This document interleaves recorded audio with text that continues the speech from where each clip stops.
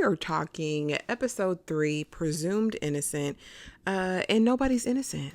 Can I just say that? Can I just throw that out there for the record that nobody is innocent? If you guys are new to this show, Presumed Innocent is a series released on Apple TV that came out just last week based on a novel of the same name written by Scott Turow, a legal thriller prosecutor charged with the unaliving of a colleague, an attractive and intelligent prosecutor named Carolyn, who he was secretly smashing. I am back to talk episode 3, Discovery, y'all. Let's get right into it because it proceeds to be messy. I know in a short I did last week, I said, I don't know who did it. I don't know if he did it, the other dude did it, the wife did it, anybody.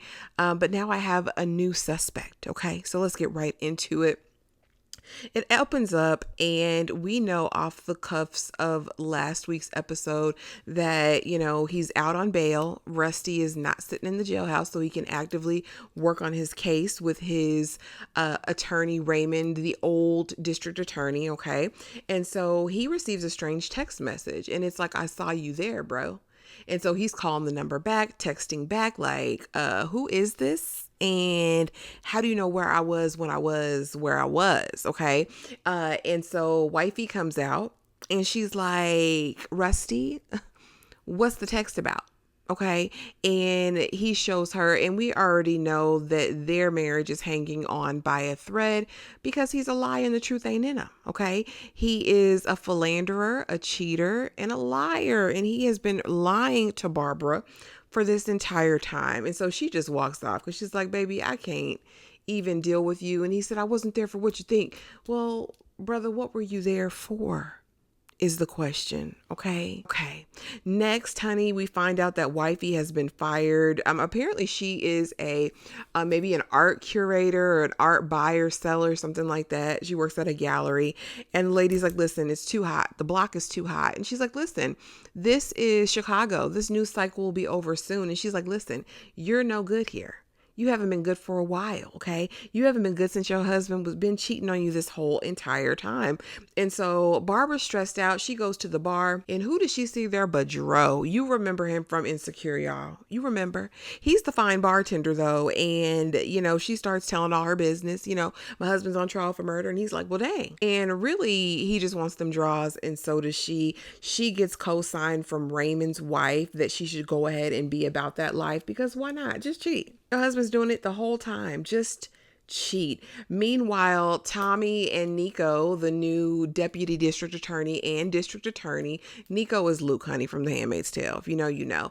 And he's like, listen, Detective Rodriguez, who was Rusty's right-hand detective on all the cases, and they're like, listen, you're doing too much. You are removed from this case. You will be considered obstructing justice, impeding an investigation if you take any further action. And she's like, yeah, screw all that. She leaves the room, honey, and makes another call because she's like, y'all aren't even looking for other possible suspects. You want to put it on Rusty, and I don't believe he did it. Now, Detective Rodriguez is a ride or die, okay?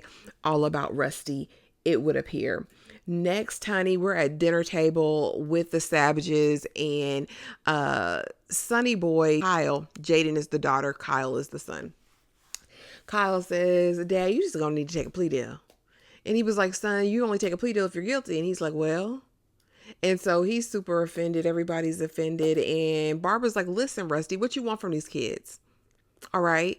It's scary. You could be going to jail for the rest of your life. This plea deal, you would be out in 8 years.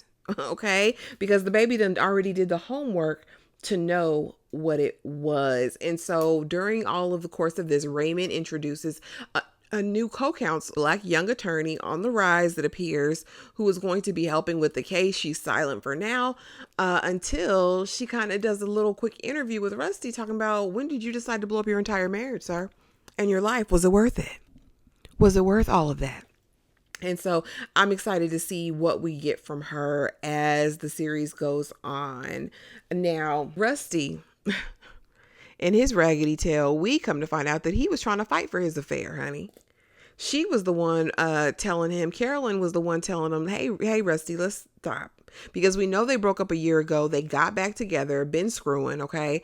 And she's like, enough is enough. And he's like, baby, don't do me like this. I want you. I need you. I still want you as my mistress. And I said, Rusty, I thought you left your wife now. Again, Rusty cannot be trusted. Do I think he committed this crime? I don't know yet, but he still can't be trusted. When all's said and done, Barbara need to leave him anyway, okay? You can do better. You can do better, sis. Love yourself. Move on down the road, unless she had something to do with this and is just setting him up, which would be a great twist, okay? Baby, now we are back and we are discovering who sent the text messages. The text messages are coming from Carolyn's son. He's like, you were there, Rusty. I want to meet you at 3:00 today. Don't bring with anyone. Come alone. And so Rusty takes his tail there to meet this boy. And the boy is like, you know what? I saw you there with my mama. You was the only one I saw. All right. When nobody else there. And I've already turned the pictures over to the district attorney because I know you did. I know what you did to my mama. I just want to know why you did it. And Rusty's like, listen, I didn't do it. And, we should call the police. That already did that.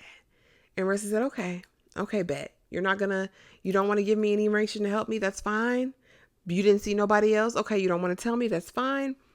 I'll find all of this out at discovery. So now we go to the meeting with the judge and the prosecutors, and it gets down time to have you guys presented all of your discovery, all of the evidence that you've obtained thus far. So Raymond and Rusty at this point know that they have these photographs, and they decide to keep it a secret. Why they do that? The judge was like, look, this is your one and only chance to do some fool stuff like this. If you do it again, it's a wrap. And so we discover that they do have discovery and that they do have to share it. And so now Rusty and Raymond can review these pictures and images to see what happens. Okay.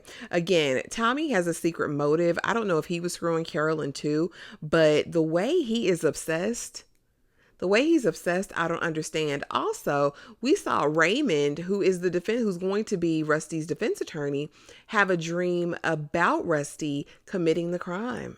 And the wife says, listen, dreams are leading us to the truth. So again, who done it, y'all? Who done it? Now, as we're looking through the final pictures, Rusty is sitting there and he's reviewing this discovery and evidence, all the pictures that Carolyn's son has taken. And lo and behold, who does he see riding by the house that night? You guessed it. It's Sonny Boy Kyle, his son. His son. Y'all tell me, did the son do it? Did the son find out about the fair and didn't want his happy home destroyed? And so he got rid of the mistress so that mommy and daddy could be happy together? What do y'all think? Are you guys really into this show? Again, y'all know I only want to do it if y'all are into it.